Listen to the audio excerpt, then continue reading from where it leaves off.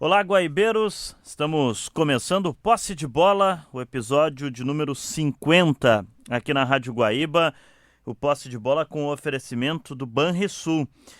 Tag Banrisul, pedágio e estacionamento sem filas. Peça no app Banrisul. Para evitar fila no pedágio, agora o pessoal nessa época de praia, temporada de ir pro litoral, importante evitar as filas no pedágios, então a Tag Banrisul está aí para ajudar você. O Banrisul que apoia a gente aqui no Posse de Bola, e hoje nosso papo é com o professor Gabardo Júnior, técnico do São José para o Campeonato Gaúcho de 2026.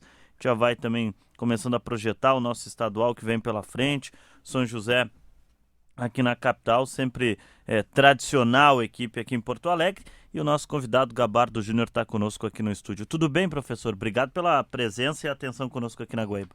Obrigado pelo convite, é sempre um prazer vir falar com vocês, falar com os ouvintes. É um desafio importante, né? Estamos retornando para o clube onde eu fui atleta, né? Joguei, comecei minha carreira. Esse ano tive uma passagem também bem marcante na Série D. A gente acabou não concluindo o trabalho por outros desafios. Mas agora esse retorno aí, eu acho que vai ser importante para nossa carreira também, para o clube, né? Buscar uma boa colocação no Campeonato Gaúcho, né? E buscar os objetivos do clube.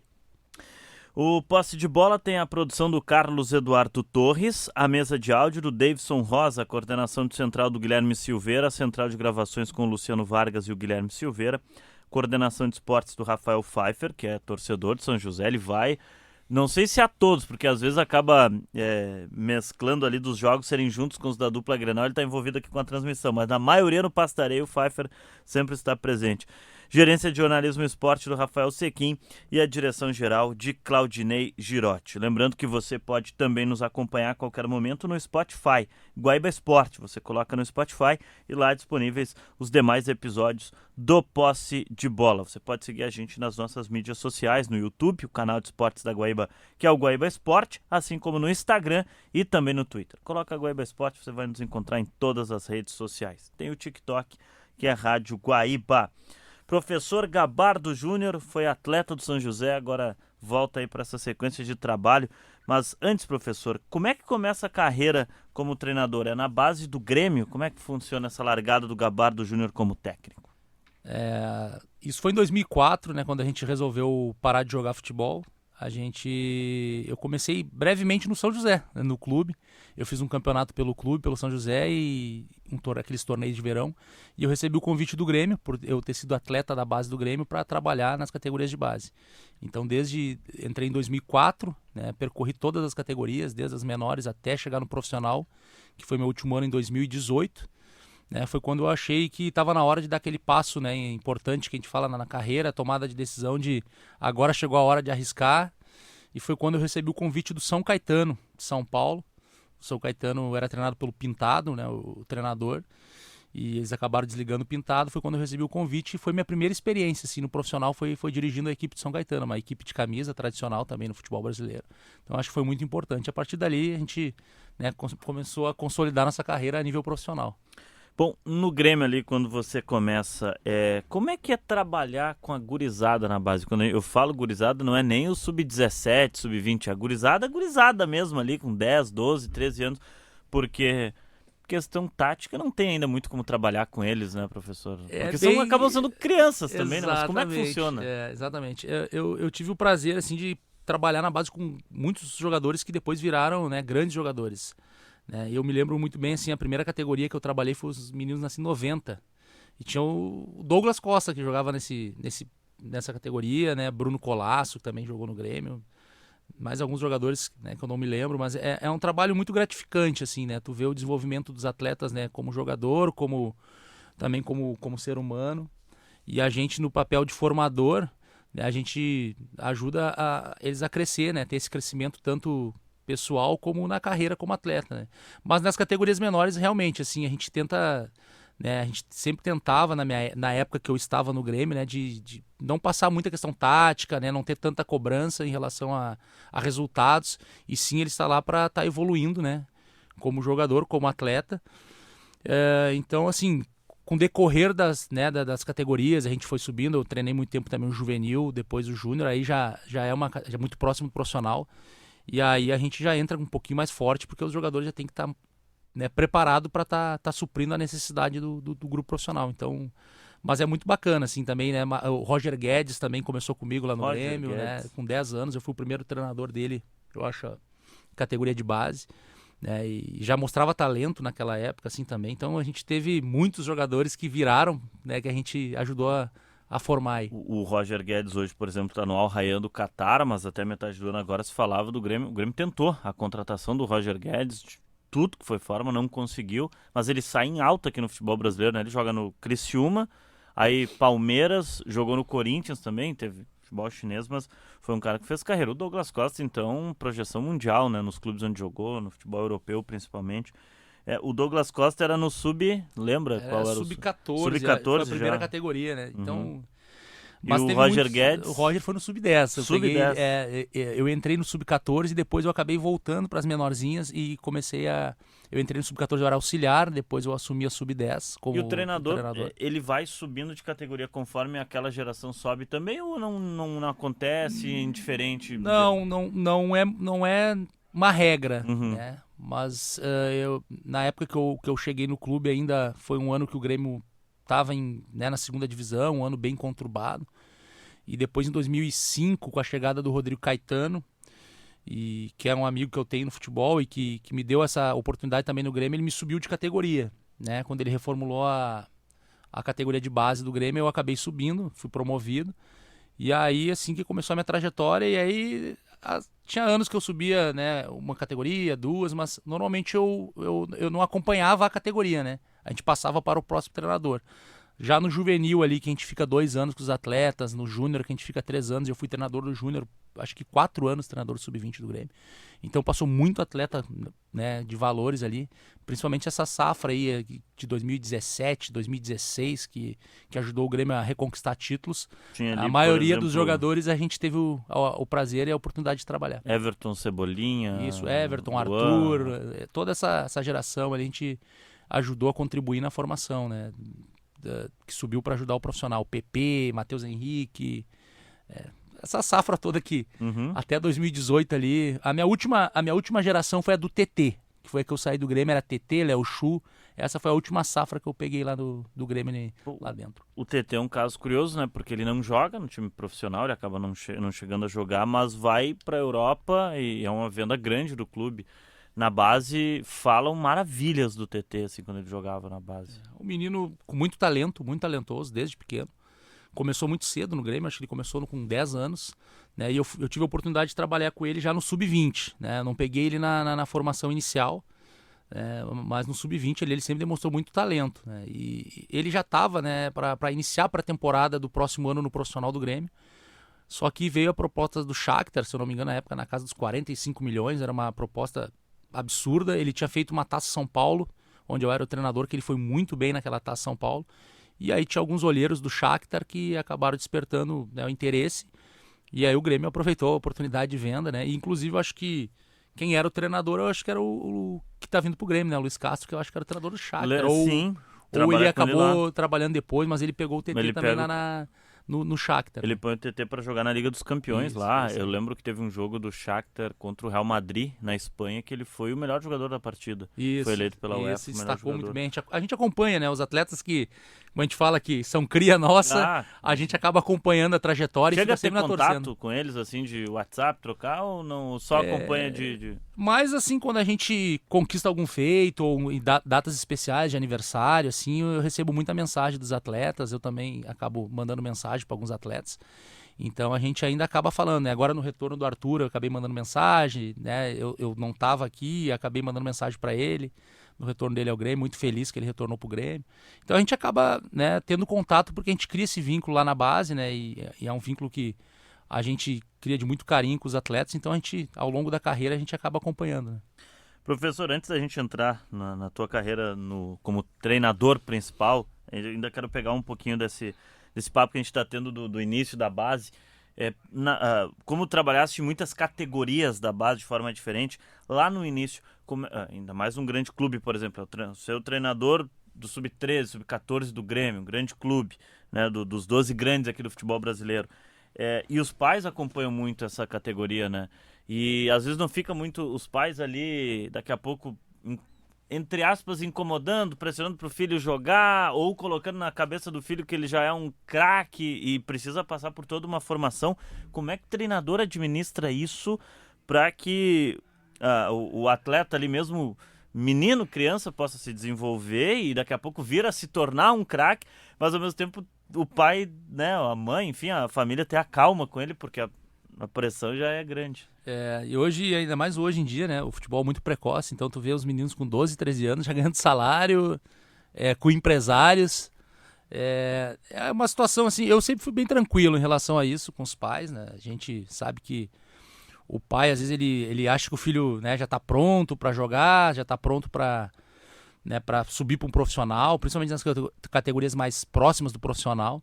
Mas em relação a isso eu fui sempre bem tranquilo, né? Sempre me dei muito bem com os pais dos atletas, né? Não tinha muito contato, né? Era mais o pessoal da diretoria, mas assim, sempre que o pessoal vinha conversar comigo foi solícito e nunca tive problema com os pais, né? E a gente sempre fala, tem que ter os treinadores dos pais, né? Dos pais sim, e dos empresários. Sim. Porque eles, né, tem a ânsia já de um menino estar pronto, né? E, então a gente tenta só se preocupar como treinador na formação do atleta. Então, isso que é importante. E ali no Sub-17, Sub-20, está trabalhando ali já tem a expectativa grande em cima dos atletas que estão ali, né? Porque já tem os contratos maiores, muitos com multas altíssimas, os clubes se protegendo ainda mais, cada vez mais cedo saem os jogadores daqui. E daqui a pouco o jogador vai para o principal, joga lá e volta para a base, faz essa transição de trabalho com o treinador do principal. Daqui a pouco vai a primeira vez lá, não vai tão bem, às vezes a imprensa também já cobra bastante, a torcida também, aí volta para a base.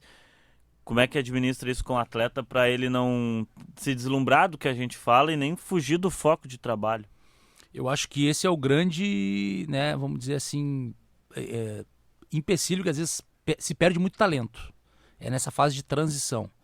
Eu acho que ali no sub-20, sub-17, né, entre 17 e 20 para o profissional, é onde os clubes têm que ter mais cuidados, né, cuidado com essa transição dos atletas, porque às vezes o atleta vai, treina no profissional, aí depois tem que estar descendo para a base, mexe muito com a cabeça dos familiares, né, da própria, como tu falou, da torcida, tem a pressão da imprensa, que às vezes é uma novidade para o jogador.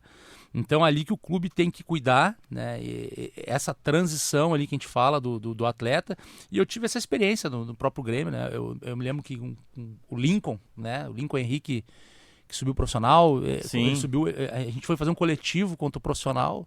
Na época era o Filipão e o Murtosa, e o Lincoln tinha 15 anos. E ele acabou indo muito bem no coletivo e o pessoal, o Filipão e o Murtosa quiseram subir ele na época, e ele não tinha idade ainda, ele não tinha nem contrato profissional, e ele já jogava no juvenil.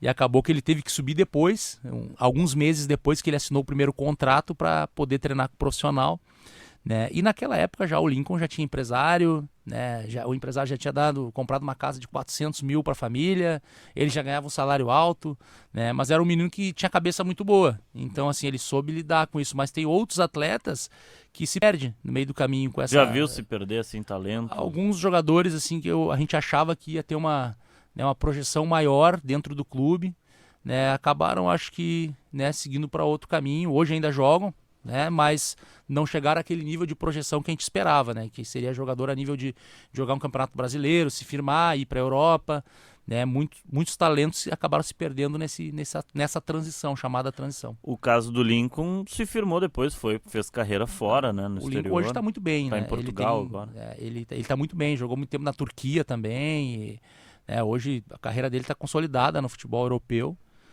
Veio pro Red Bull, se eu não me engano, ano passado, né, e teve uma passagem também boa no Red Bull, mas o Red Bull acabou não comprando ele, voltou, né, eu achei que tá no Santa Clara, se não me engano. Tá em Portugal. Tá em Portugal, ele tá jogando, mas tá muito bem. Chegaste a trabalhar com o Jean-Pierre na base do Grêmio?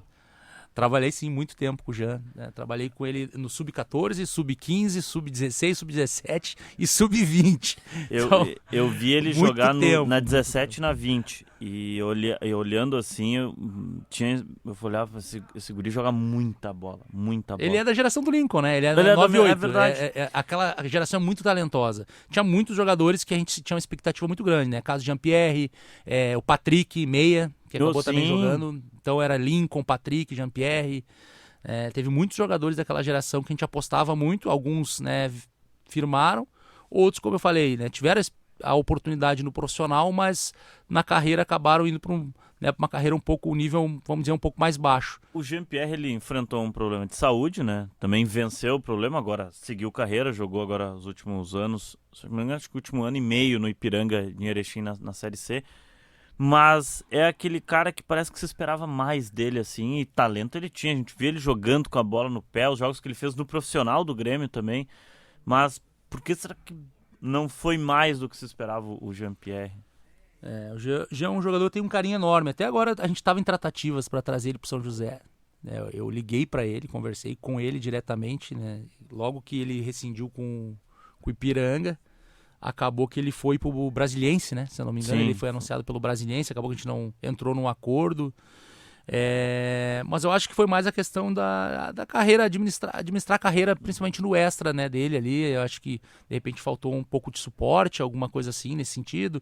Ele acabou trocando de empresário, então, né, acabou que ele teve a oportunidade, né? Um jogador que depois de sair do Grêmio ele ainda foi para fora do país, teve no Avaí, né, e acabou que ele, né, a carreira dele não decolou como a gente esperava que fosse decolar, mas eu sou fã dele, então eu sou suspeito de falar do Jean, eu acho que ele joga muita bola, né? Como eu falei agora, a gente tentou a contratação dele para São José, eu liguei para ele, conversei com ele estava empolgado, mas aí, né, pesou um pouco, acho que o Brasiliense veio oferecer um salário muito alto para ele e não deu para a gente competir. Mas é um jogador que eu sou fã, acredito ainda é novo, né, já tem aí seus 20 e poucos anos, né, que pode tentar mais né, resgatar um pouco a carreira, mas se ele tiver a cabeça no lugar bem focado, acho que ele pode ter coisas grandes aí. Sabe jogar, joga muito o Jean-Pierre, sempre achei que grande jogador o Jean-Pierre. O empresário pode estragar a carreira de um atleta, dependendo. Não que seja o caso dele, tá? Só um assunto que veio. Eu sempre falo, às vezes empresários, amigos, própria família, né? Então o jogador, né, ele não é uma máquina, né? Então ele tem sentimentos, né, também. Então o jogador ele, né, ele vive, né, ele tem já a pressão interna, né, dentro do clube, da torcida, da imprensa, do treinador. Se ele não tiver esse suporte por fora do pessoal que está em volta dele, pode ser que se perca no caminho. Estamos conversando com Gabardo Júnior, técnico do São José, aqui na Rádio Guaíba. Você está acompanhando o Posse de Bola. Esse é o episódio de número 50. Você pode acompanhar também os demais lá no Spotify. Guaíba Esporte. E você acompanha também os demais episódios do Posse de Bola. Passe direto em pedágios e estacionamentos. Peça a tag Banrisul no app e pague no Pix ou no cartão de crédito. É o Banrisul conosco aqui no Posse de Bola. E agora nessa época de praia, né? Evitar a fila no trânsito para chegar com tranquilidade. Também vai com calma porque a praia não vai sair do lugar. Mas fica a dica do Banrisul, porque você pode passar direto em pedágios, estacionamentos, né? Pelas catracas ali, é só pedir a tag Banrisul no app e pagar no Pix ou no cartão de crédito. O Banrisul conosco aqui no Posse de Bola. Professor, como é que foi a decisão de sair de ser o técnico de categoria de base, e estava num grande clube, mas para alçar a carreira de treinador de time principal, né? De ser técnico principal do time? É sempre uma decisão difícil, né, que a gente toma, principalmente porque eu sabia que eu não iria sair do Grêmio, né, de auxiliar ali para treinar uma equipe de Série A e Série B. Mas eu tive exemplos de colegas, né, que estavam comigo ali na base, e o caso dele, um deles é o Thiago Nunes, né, o Thiago na época eu era treinador do Sub-17, o Thiago era do 15. Né? E o próprio André Jardini, que foi meu colega ali também. 2 técnicos brasileiros que estão fazendo carreira vitoriosa na América. O Jardini até no México, né? Na América Central, e agora o Thiago, semifinalista da Libertadores. Exato. LDU. E aí o Thiago teve uma decisão lá dentro, lá na base do Grêmio, na época eu me lembro que ele falou: Gabardo, eu tô saindo porque aqui eu não vou te passar. Tu tem muita moral aqui dentro do clube E ele falou assim, eu vou sair e eu sei que eu vou chegar na frente de todos que estão na minha frente, porque o caminho aqui dentro é muito difícil, né? Eles te darem a oportunidade no time grande para te treinar. E foi isso, e a gente acompanhando os amigos, os colegas, eles saíram do Grêmio e acabaram tendo sucesso, né? Né? E a gente fica na torcida, eles conseguiram. O Thiago, campeão da Sul-Americana, campeão da Copa do Brasil. Com o Atlético, Sul-Americano. E aquilo ali foi amadurecendo. Eu dentro do clube, eu vi realmente que eu tinha que fazer um caminho parecido com o que eles fizeram, né? Sair, buscar novos desafios. E foi uma decisão que eu tomei, né? Quando eu vi esses treinadores, colegas que a gente trabalhou junto, outros que a gente enfrentou, chegando num nível alto, né? Então, a gente fala, na época eu pensei, o Renato até naquele ano renovou com o Grêmio para 2019, né? E veio a oportunidade também ali, eu já estava tendo a experiência no profissional, eu estava de auxiliar na transição no Sub-23, estava de auxiliar também no profissional, dava treino para aqueles atletas que não iam para jogo, né? Ajudava o treinador, o Thiago Gomes, na transição como auxiliar também. Então foi uma decisão que a gente tomou e eu tive a oportunidade de ir para São Caetano, um time de camisa, tinha grandes jogadores, né, que jogaram aqui até na dupla Grenal, Christian, Williams, né, Rafael Marques, jogadores de nome, e que a gente acabou tendo a oportunidade de trabalhar num centro do país, São Paulo. Então foi uma experiência que foi boa. Eu acho que a gente tem que dar esse primeiro passo. É difícil, né, fazer essa transição, a gente vai amadurecendo, vai crescendo, vai aprendendo, porque é diferente profissional e base, mas foi uma decisão boa que agora a gente está com uma carreira aí bem consolidada e já está indo no caminho certo. Já era essa nova gestão do São Caetano, porque o São Caetano é um clube que surge muito bem no início dos anos 2000, faz final de Brasileiro, Copa Libertadores, depois sofreu com quedas e agora, recentemente, ele mudou um pouco a gestão para surgir de volta, né? E está num grande cenário, o centro do país clubes de São Paulo, mesmo não sendo os principais ali da pirâmide do futebol, são clubes muito fortes financeiramente, economicamente, né? Quando você vai para o São Caetano, já era essa nova linha do São Caetano? Não, ainda era eu peguei ainda a gestão, vamos dizer assim, que botava muito dinheiro no clube, né? Tanto é que o time que eu acabei de citar, que foram os atletas que... Então eu peguei essa transição, né? E infelizmente o clube, naquele ano que eu estava, né, como comandante lá, foi o ano que deu o colapso financeiro, né? Onde tinha muitos jogadores ganhando um salário muito alto, né? A comissão técnica, a gente também tinha um salário, né, vamos dizer, bom para a época, e acabou que o grande patrocinador, que era o dono das Casas Bahias, acabou pulando fora, e o clube ficou com salários, com as dívidas, e não tinha como pagar. E aí acabou que eu estava junto nessa época, né? Acabei saindo do clube, né? Até porque trocou a gestão, né? O conselho entrou, trocou a gestão e reduziu, né? Então agora ele está tentando, né, recomeçar. É uma camisa muito forte, é uma camisa pesada. São Caetano, né, foi semifinalista de Libertadores da América.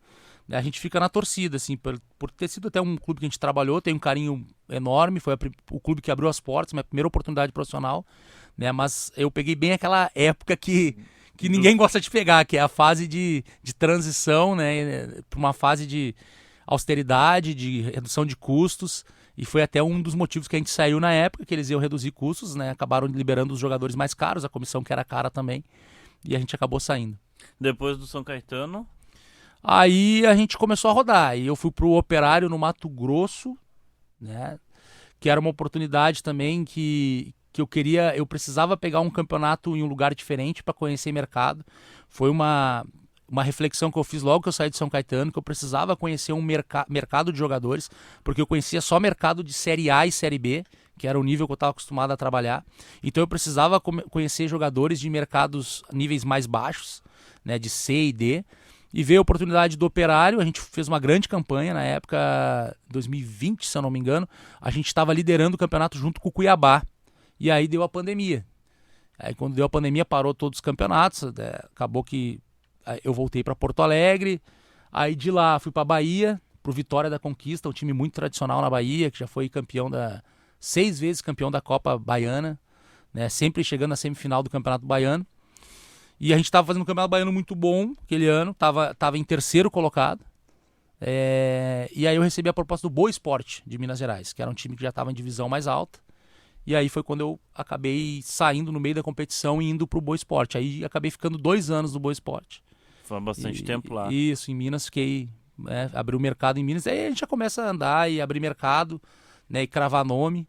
E como a gente tinha feito um trabalho muito bom na Bahia e no Mato Grosso, os clubes sempre me ligando para retornar. Aí é fazer o network que o treinador sai, já no Exato. profissional tá fazendo. Foi centro do país, São Caetano, foi para outros mercados. E aí no Boa Esporte consolidou um trabalho de 2 anos. Um trabalho ali. de 2 anos e aí... O que é raro no futebol brasileiro, né? É raro, exatamente. Conheceu E aí foi o quando eu ET lá ou não? depois eu retornei pro estado. Né? Retornei para o Novo Hamburgo em 2023.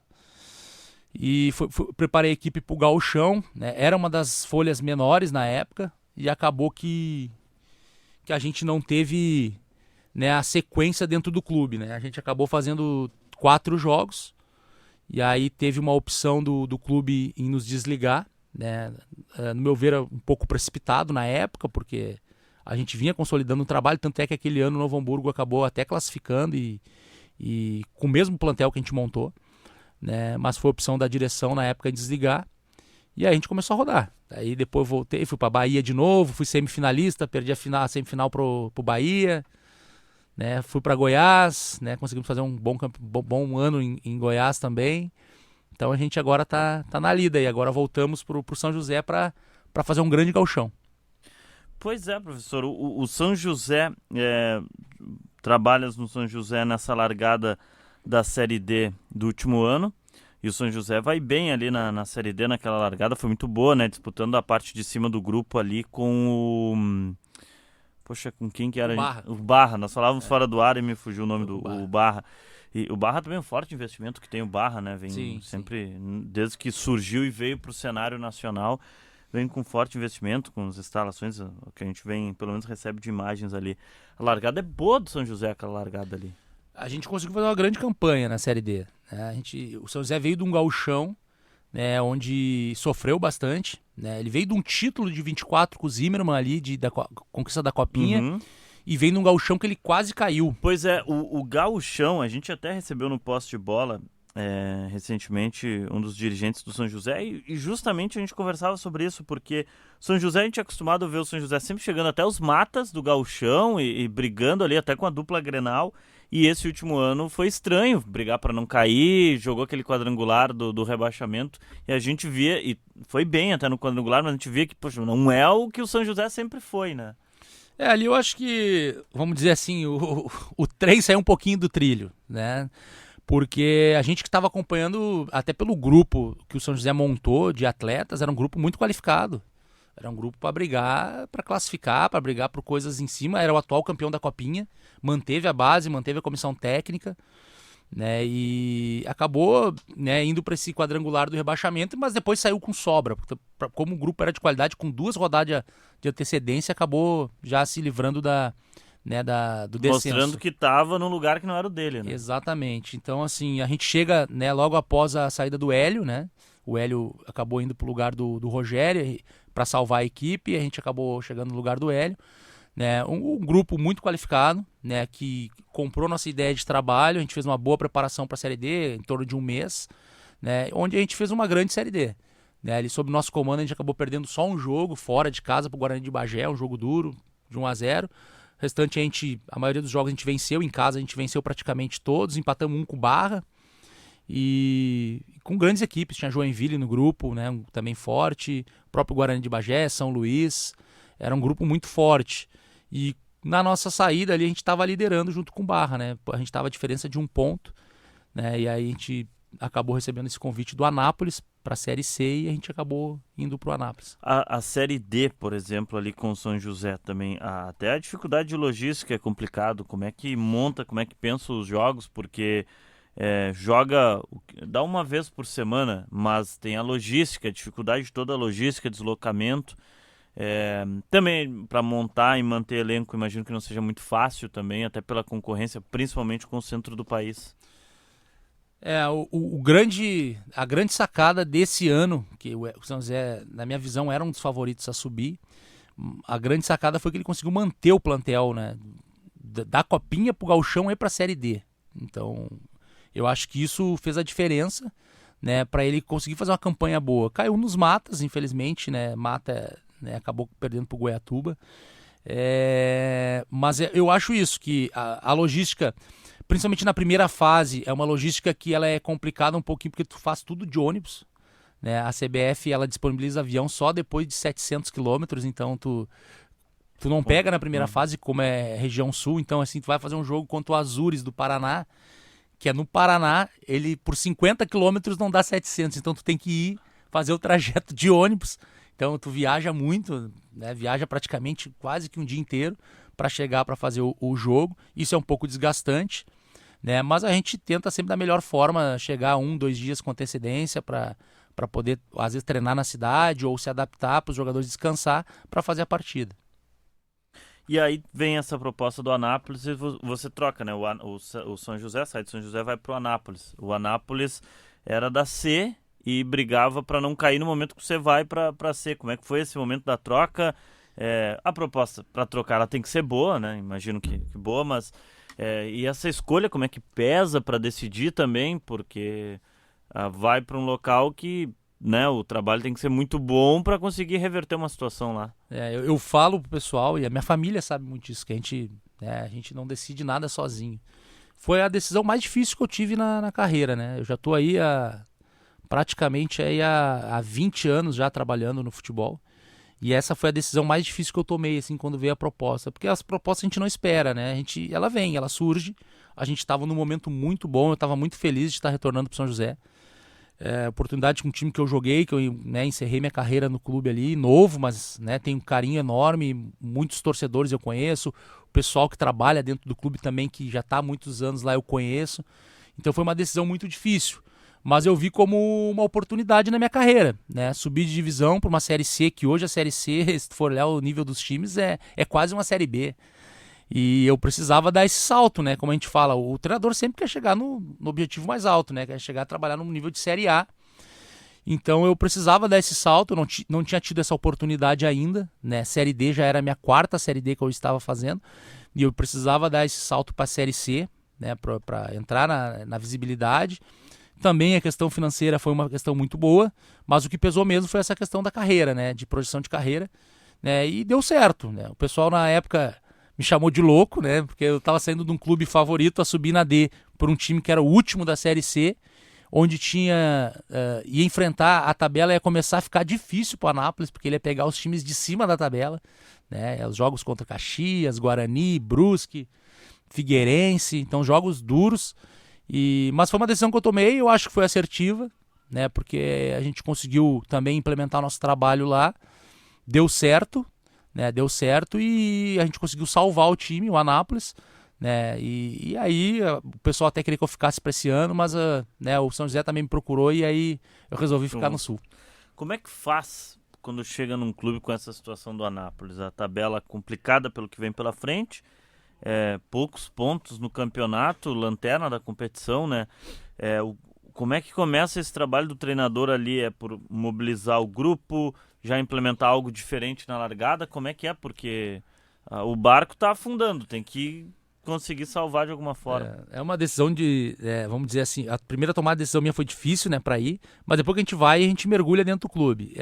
O Anápolis eu conhecia, o plantel, porque eu tinha feito o Campeonato Goiano pela equipe do ABCAT, e a gente acabou sendo eliminado nos pênaltis, nas quartas de final pelo Anápolis, então foi um time que eu estudei muito, né, e estudei muito para enfrentar. E a gente fez 2 confrontos lá muito, muito bons, assim, de parelhos. Então eu estudei muita equipe e eles mantiveram a base para a Série C. Então eu conhecia muito o plantel do Anápolis.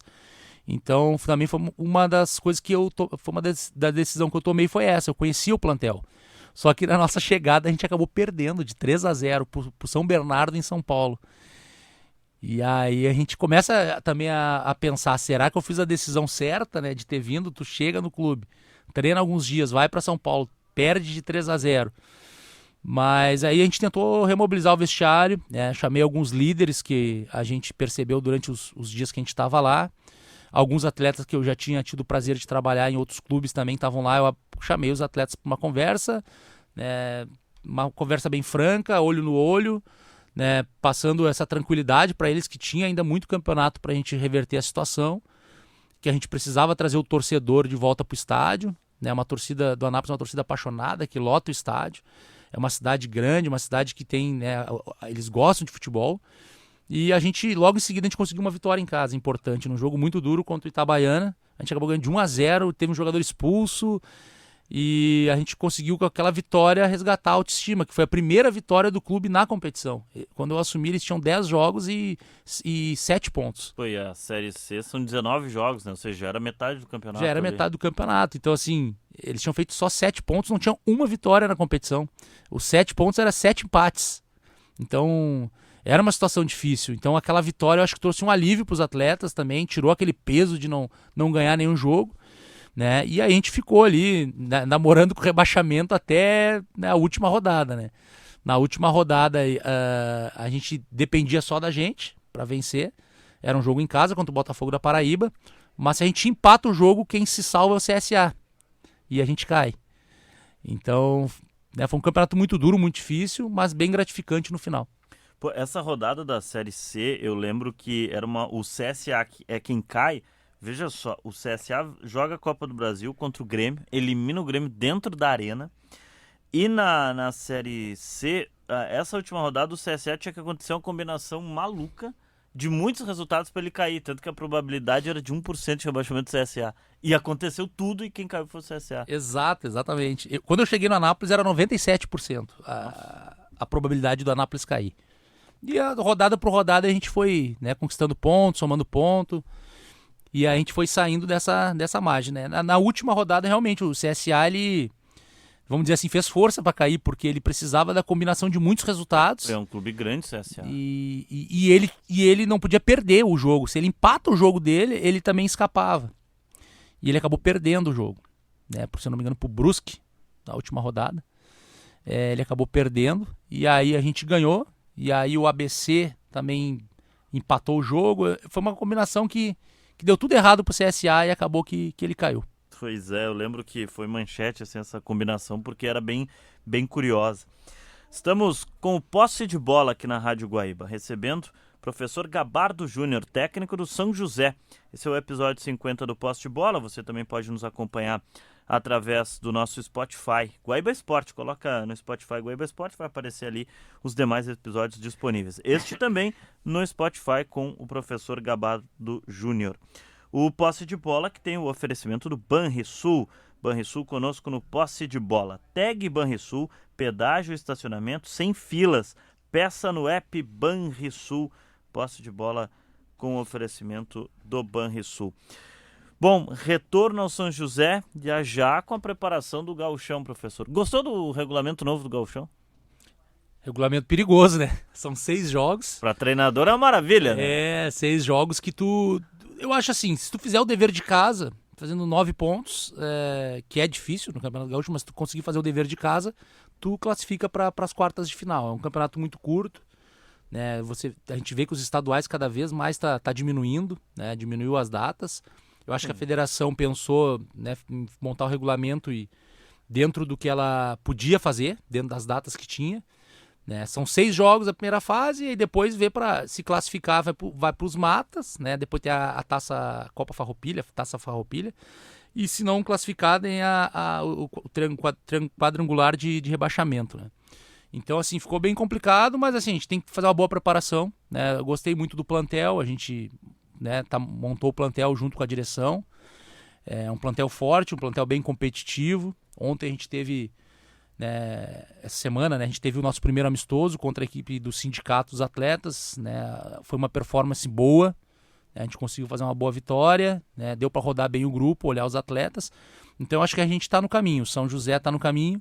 Como a gente falou anteriormente, o São José é uma equipe de tradição, de sempre estar brigando para ir para os matas, brigando por coisas maiores. Né? O nosso objetivo é esse, conseguir os objetivos do clube, que é, né, um calendário para o próximo ano, né, e quem sabe uma Copa do Brasil. E para a gente conseguir isso, a gente tem que terminar ali até, vamos dizer, em 5º colocado, 4º colocado, para conseguir os objetivos do clube. Mas a gente sempre sonha alto. É importante, né? Larga com o Inter de Santa Maria em casa, visita o Grêmio, visita o Novo Hamburgo, recebe o Monção e o Caxias e fecha com o Ipiranga. Essa é a tabela do São José no Campeonato Gaúcho. Os estaduais estão encurtando, né, professor? Agora, cada vez mais, e a CBF no novo calendário já estendeu a Série A, por exemplo, para o ano inteiro.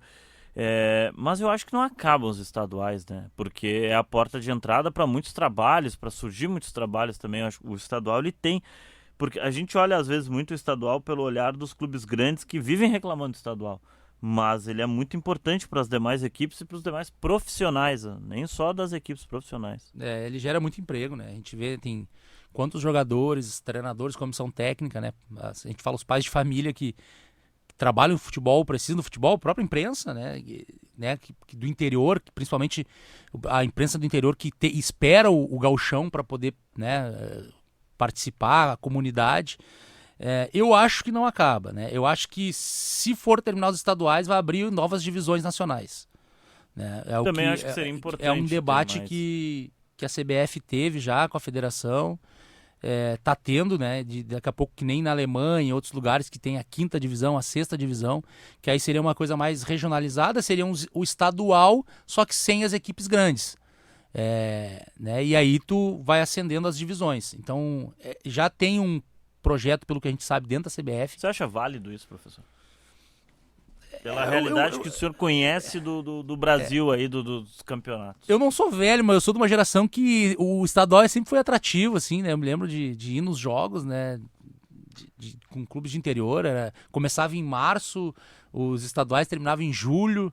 Eu sou dessa época, então, assim, eu gosto do estadual. Eu acho que, mesmo que abra divisões, eu acho que o estadual é um charme que tem pro interior, né? Pro torcedor, né, para as equipes, assim. Então eu gostaria que o estadual continuasse, né? Mas eu entendo também o nosso calendário, né? Eu acho que tem que dar jeito, encaixar, ver o que dá para fazer. Daqui a pouco linkar, ter o estadual e abrir mais divisões mesmo com o estadual? Será que não? Eu acho que isso aí geraria mais emprego, né, dentro da mais calendário, mais calendário para os clubes e até para se organizar, né? Até para se organizar, porque hoje eu vejo que a CBF tá apoiando, né, financeiramente melhorou, na Série C já tem um recurso maior, a D também, cada ano que passa estão dando um recurso um pouco maior para as equipes que disputam a competição, né? Então isso também ajuda, né? Porque mais é essa questão, às vezes o clube quer, mas não tem a questão financeira.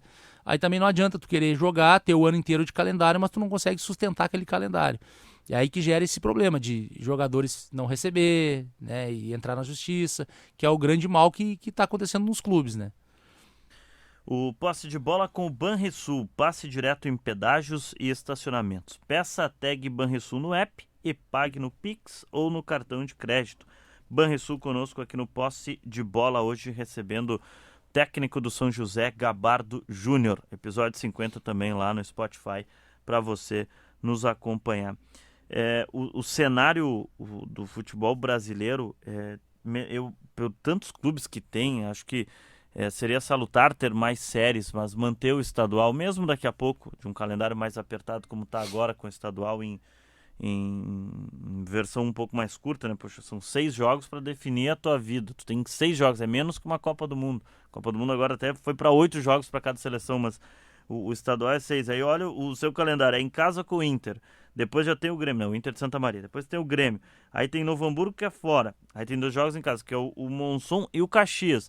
Sendo que o Monson tem um acordo para alugar com o São José, então o Monson já vai conhecer o seu estádio também, porque vai mandar jogos ali, né? E aí depois vai fechar com o Ipiranga em Erechim, né? É curto tiro para resolver a bronca toda. O campeonato em si eu acho um campeonato muito duro, um campeonato difícil. Como eu falei, a preparação, que eu acho que tem que fazer uma boa preparação, né? A gente planejou muito bem, junto com o seu Milton Machado, com o Nilton Batista, nosso executivo, toda essa preparação da competição. Né, eles estão nos dando todo o suporte assim, para a gente fazer uma grande, né, pré-temporada. Começamos, né, antes que as equipes também. Né, o São José foi uma das primeiras a equipes a começar a trabalhar. Então a gente já está aí praticamente há 20 dias trabalhando. Temos mais agora o restante até o início da competição. Então a gente começou para começar bem, né, começar com o pé direito. Eu acho que a gente faz sempre um cálculo de média de pontos, né, assim, para classificação. Acho que se tu conseguir ganhar os 3 jogos em casa, que é difícil, tu classifica, né? A média que a gente faz, né, dentro dos cálculos aí, que com 8 pontos, né, a equipe que somar 8 pontos consegue classificar. Seriam duas vitórias. 8 pontos com 2 vitórias e 2 empates. É quase uns 50% de aproveitamento. Exatamente, da competição. 6 jogos, ganha 2, empata 2, vai ter o direito de daqui a pouco perder 2. Porque como classifica 8 equipes, né, 4 de cada grupo, a gente acredita que com essa pontuação é uma pontuação alta. Né? Então, nas médias dos outros campeonatos, né, como a fórmula era diferente, a pontuação subia. A média era 12 pontos, né, com 4 vitórias. Né? Então, assim, a gente acha que vai baixar a média. E esse é o primeiro objetivo. Né? Classificar. Então, a gente tem que fazer o nosso dever de casa, buscar alguns pontos fora também. Né? E eu acho que essa preparação foi de extrema importância para a gente iniciar bem a competição. Aquela velha pergunta, né? Porque no seu caso é o Grêmio no calendário pela frente. É melhor pegar a dupla Grenal nessa largada ali, como já vai ser na segunda rodada, ou mais pra frente? A gente que tá dentro desse calendário maluco, eu acredito que no início é melhor. Então ficou bom ali, entre aspas, ter o Grêmio na segunda rodada. Nunca é bom, né? Enfrentar um time, com o poderio de Grêmio, Inter, o próprio Juventude, que tá na Série A, o Caxias com investimento alto, são equipes que, na minha visão, assim, Ipiranga, que também tá na Série C, são equipes que são favoritas, assim, né, a sempre brigar por coisas mais altas, né? A gente se coloca ali sempre no meio da tabela e, claro, vai beliscar, né, tirar pontos dessas equipes e buscar coisas grandes. Então, eu acho que assim, pegar o Grêmio logo no início ali pra gente ficou numa situação boa, porque eles ainda vão estar voltando, né, de pré-temporada. É um trabalho novo também no Grêmio que vai começar. É um novo treinador, né, mas a gente sabe que é muito difícil, né, a qualidade deles, o jogo fora de casa ainda na Arena, vai ser o primeiro, eu acho, jogo do Grêmio no ano na Arena. É verdade. Porque o Grêmio estreia fora, então eles vão querer, né, ganhar o primeiro jogo na estreia do treinador na Arena, então a gente sabe que é um jogo muito difícil. Né? Então a gente espera fazer um grande jogo na estreia contra o Inter de Santa Maria, conquistar os 3 pontos, né? Que também é um jogo muito difícil. O Inter de Santa Maria investiu muito, né? Levou agora Yuri Mamute, né? Tem o Michel, centroavante, que foi artilheiro de 2 campeonatos gaúchos, é uma equipe muito forte também. Mas a gente espera fazer uma boa estreia contra o Inter de Santa Maria e depois contra o Grêmio, quem sabe aí tirar alguns pontos deles na Arena. Professor, temos mais 5 minutos do nosso papo e eu já lhe agradeço pela presença aqui nos estúdios da Rádio Guaíba. Separei uma outra pergunta e aí para o professor Gabardo Júnior, que a gente está falando do estadual, da sua carreira.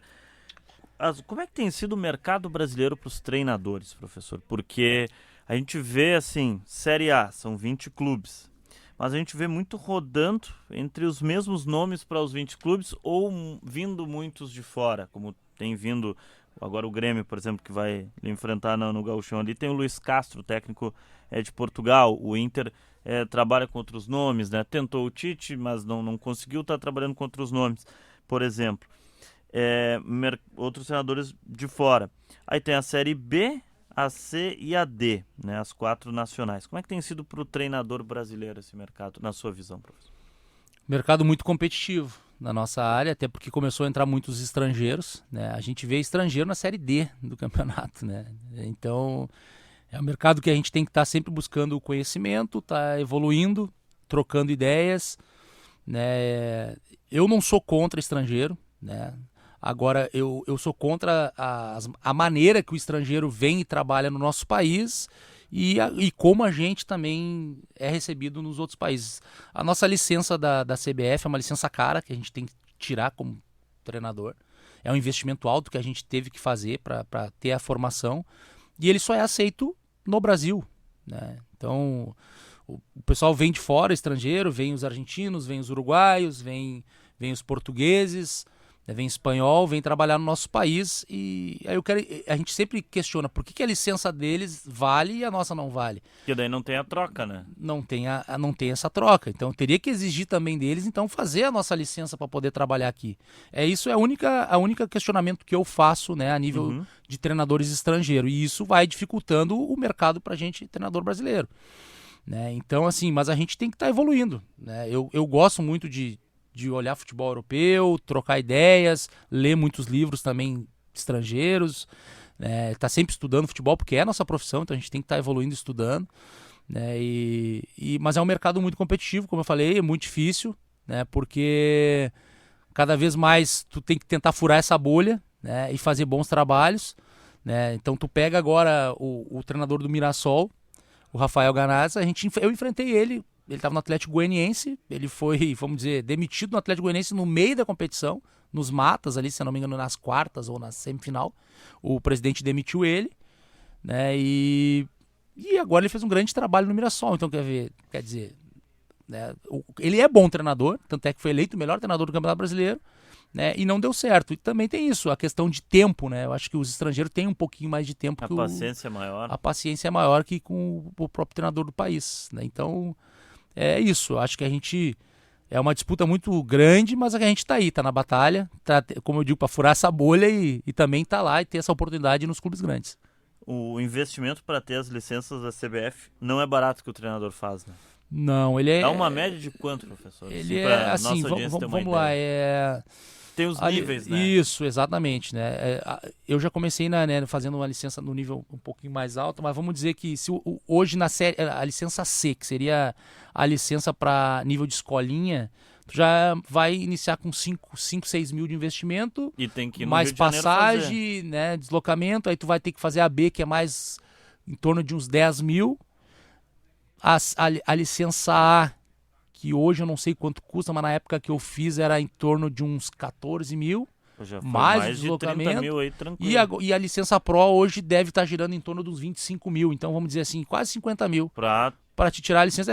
Eu vou dizer, foi o preço que eu paguei, eu acho, na minha faculdade de Educação Física. E aí, na época, se eu somar, não foi muito diferente. Se daqui a pouco vem um convite de fora, ainda vai ter que fazer uma outra lá, porque a daqui talvez não vai fazer assim, vamos dizer, aceita em alguns países, mas países, vamos dizer, não aceita no nível, na Europa. O grande centro europeu, no grande centro europeu não aceita. Então, ele vai aceitar em outros lugares, assim, né, no mercado asiático, talvez ali na Arábia, em alguns lugares também, ali alguns países aceitam a licença, mas, como eu digo, não é a mesma via, né, para nós trabalhar fora e o pessoal estrangeiro vir trabalhar no Brasil.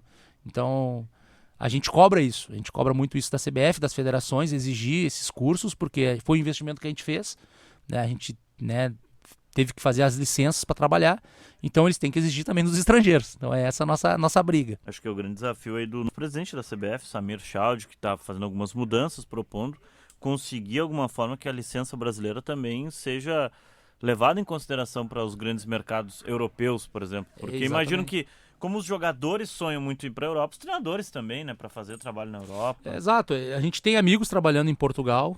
Eu tive a oportunidade de trabalhar em Portugal, convite para trabalhar, na época em categoria de base, mas mesmo assim eu tinha que ter a licença. Eu não pude ir por causa de licença, eu tenho amigos trabalhando hoje lá que tem a licença Pro, né, e que não podem exercer a função como treinador e eles são auxiliares porque o treinador tem que ter a licença da UEFA, e que é uma burocracia para tirar, então é isso, né? A gente tomara que o presidente consiga que a nossa licença seja aceita também lá fora. Professor Gabardo Júnior, técnico de São José, obrigado pelo papo conosco aqui, pela atenção conosco aqui na Rádio Guaíba. Seja um bom campeonato gaúcho, a gente vai estar acompanhando o Zequinha também depois na sequência da temporada. Eu que agradeço o convite, estamos sempre à disposição. Né, já falando para o torcedor do Zeca, né, acompanhar, nos apoiar. Eu sei que o São José tem muitos simpatizantes aqui na região, principalmente a região metropolitana, em Porto Alegre, comparecer no Passo da Areia. Né, pode ter certeza que eles vão ver uma equipe muito organizada, muito competitiva e que vai brigar pelos objetivos do clube. Então eu agradeço, né, mando um abraço também lá para a diretoria, para a minha comissão técnica, né, para todo mundo, né, e vamos fazer um grande campeonato. Viu só, professor? Falei 1 hora com o senhor, não falei do gramado sintético do São José, que sempre dá polêmica, que agora está um grande gramado, o São José trocou, mas em nenhum momento falamos do gramado sintético. Não, tá um tapete, tá um tapetinho bonito lá, né? Esse foi o Posse de Bola com Gabardo Júnior, técnico do São José, aqui na Rádio Guaíba. O Posse de Bola com oferecimento do Banrisul, pedágio e estacionamento sem filas. Peça no app Banrisul, o Banrisul conosco no Posse de Bola. A gente volta na próxima semana ou a qualquer momento lá no Spotify Guaíba Esporte. Obrigado a todos, tchau!